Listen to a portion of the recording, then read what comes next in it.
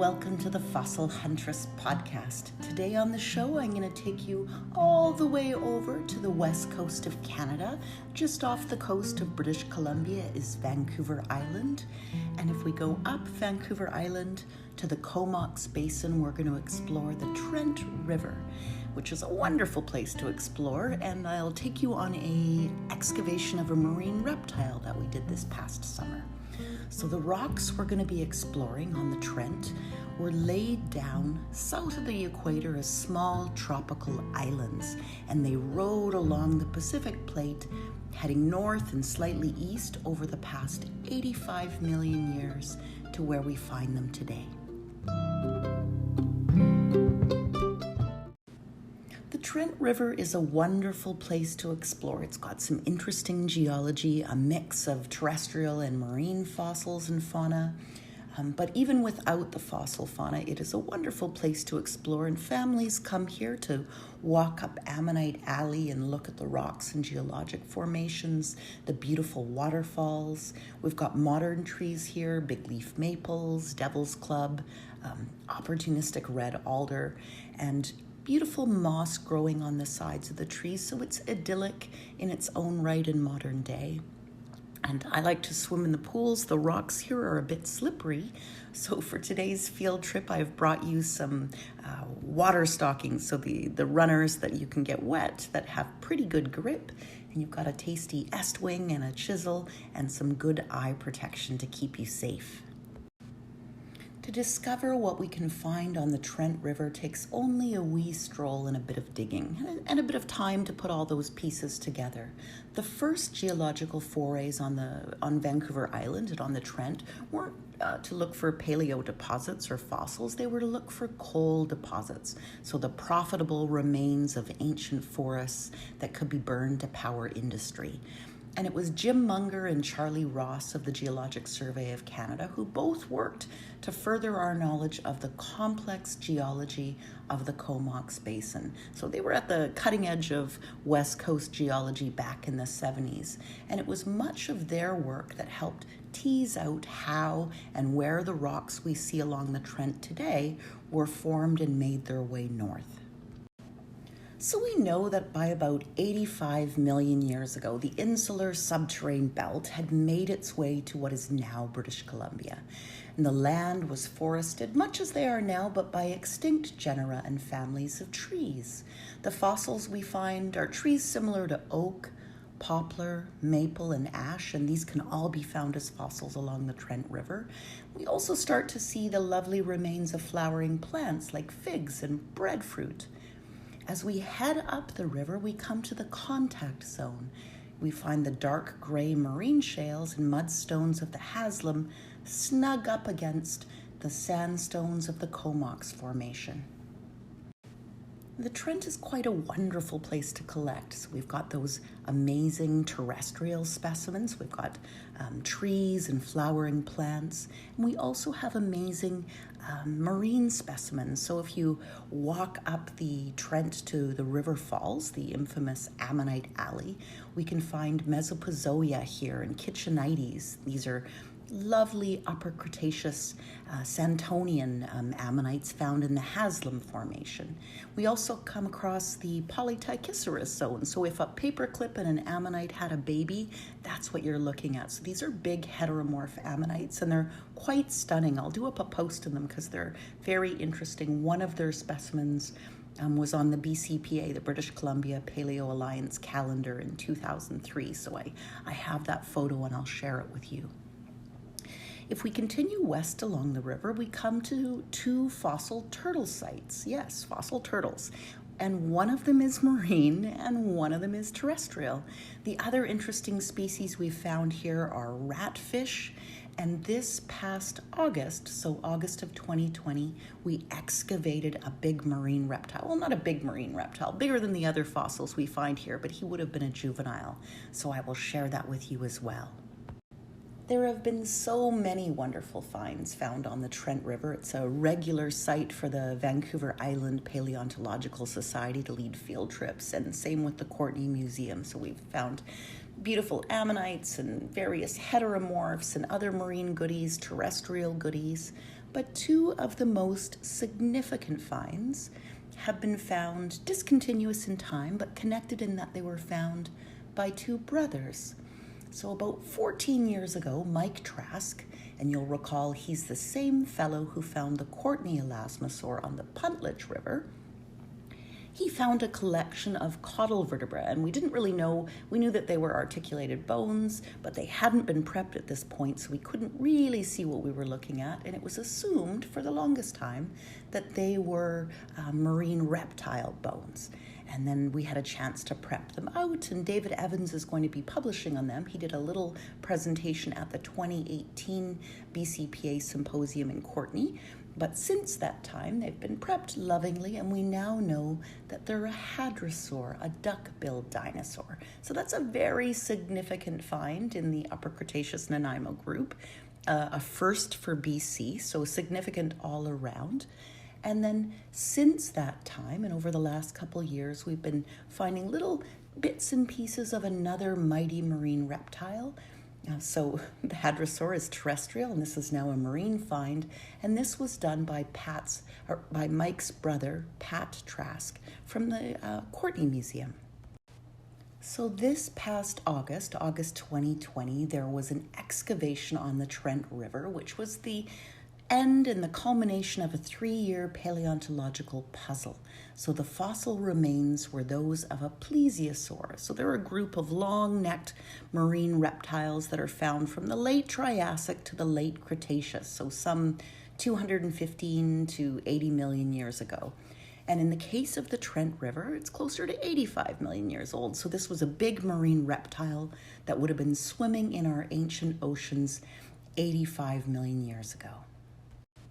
So this plesiosaur fossil was excavated high up on a cliff alongside the Trent River, and it took about a month of work with planning, scaffolding, climbing gear, a team of dedicated souls, most of them from the Vancouver Island Paleo Society, and some bits and pieces of paper as well, so some permitting and privilege to be able to excavate this mighty beast. We've been finding bits and pieces of him eroding out of the cliffside for years. So little bits and pieces that provided clues, but at no point, the Trent River is quite long, and it was hard to figure out where the material was coming from. So the Courtenay Museum hosts regular fossil field trips here, and they're led by Pat Trask, Mike Trask's brother. And on one of those fossil field trips back in about 2017, Pat was leading a family, and one of the field trip participants picked up a marine reptile finger bone. It was just laying in the river, having eroded out from the nearby cliff, and she showed it to Pat, and he immediately recognized it as being diagnostic. It definitely belonged to a marine reptile, possibly an Elasmosaur, but what species and just where it came from on the river or where it had eroded out was still a bit of a mystery. And so she kindly donated it to the museum, and for a time that was that. Then again in 2018, another piece of this paleontological puzzle was revealed. So Pat was leading yet another Courtenay Museum fossil field trip on the Trent River when one of the participants showed him a specimen that looked like a really tiny hockey puck, a little disc. And this second find was of a wrist bone, and again, possibly from an Elasmosaur, but hard to know for sure. And contemplating out loud where this material could be coming from, Pat looked down and found a vertebra in the water below his feet. He put the bones in the lab at the museum, and he was intrigued by their origin, so he began looking up and down the river in his off hours to see where they might be coming from and thinking about the erosion that occurs on the Trent. In 2018, he came down and started really looking, and he could see a ledge along the river where eroded material might gather. Once he checked, he found a crack, and when he cleaned out all the rock and gathered them up, he found more than a dozen bones of a marine reptile. We still didn't know where it was coming from, but we knew it was there. And so Pat and members of the VIPS started to climb the cliff faces or rappel down from above. Jason Hawley did a lot of rappelling, and he was just a few feet from the actual site, but it was really hard to pick out. In order to really see the fossil site up the cliff, you really needed to have the right angle of sun and be looking at it just the right way for it to show. So Pat had a friend fly a drone all along the cliffs, and that turned up nothing. And so at the beginning of August, this past August 2020, Pat was back on the river in the morning with a family and said to one of the kids, "Hey, let's go look and find a baby Elasmosaur." And they walked right over and saw a neck bone or tailbone in the river. And he knew that Pat knew it hadn't been there the day before. And so he looked up and thought, this must be coming from right up here, so directly above him. So he came back a day later in the day, and he set up a telescope on the river aimed at the likely portion of the cliff, and bingo, he could see a bone sticking out. So the next day, Pat came back down to the river with his brother Mike, and Mike who'd found that Elasmosaur. So they were both keen beans, and they had a good eye for finding fossil bone. So Pat showed the section of the cliff he was thinking of and said, here's my target. And he took a long pole and hit a little piece, maybe 3 inches by 3 inches. And when it fell down, it had bones in it. So they knew that they'd nailed it. They'd found the exact site.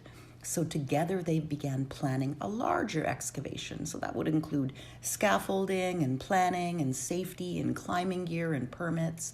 They got the VIPS involved. And so they built a scaffolding platform and ran some rope so that they would be safe. I'd given Mike a big 5-gallon bucket last year. So they attached a rope to it so they could haul their tools up the cliffside. Initially, they thought it would just be a small amount of fossil material, maybe a few finger bones. But over the past few weeks, over the weeks of July, they began finding more and more material until they realized that they probably had at least half a complete marine reptile. And the beauty of this find is that most of the bones don't have to be prepared. They're literally eroding out of the matrix. So when you find a fossil and you have to do a lot of prep, it means tools. And tools can have an impact on the shape of the bone as you prepare it. So they found the pelvis, they found the humerus, radius, all diagnostics to identify the genus. And this may be a new species. And if it is, I'm hoping that there's a very good chance that this new species will be named after the Triassic family.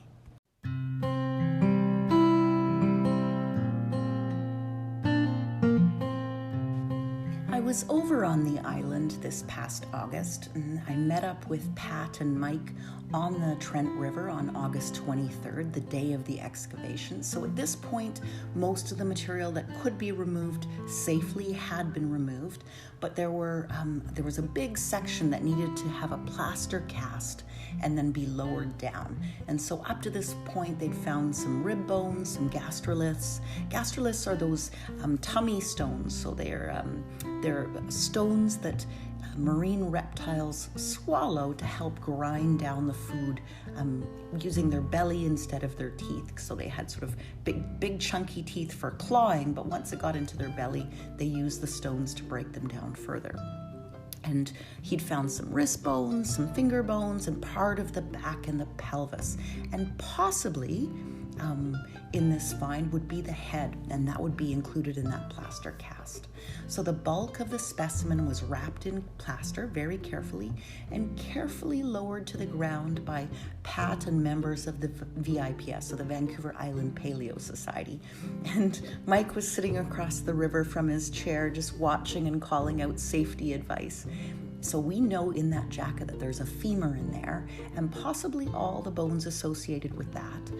Also included are the fibula and tibia and associated bones that would be with them, and perhaps a skull in there as well. So we've not yet opened up the plaster cast and prepped out all those pieces, but it's very possible that there is a skull, and it would be the skull of not quite a baby, but a diminutive fellow. So he was about 4 meters long, making him a juvenile of his species.